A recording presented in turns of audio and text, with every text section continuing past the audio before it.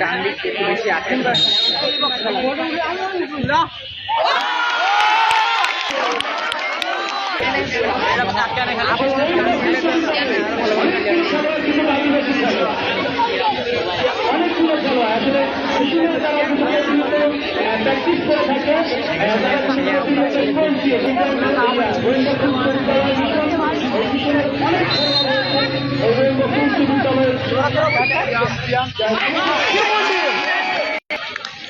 এবারে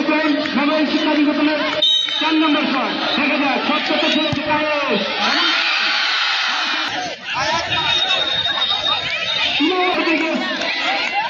তিনি কিন্তু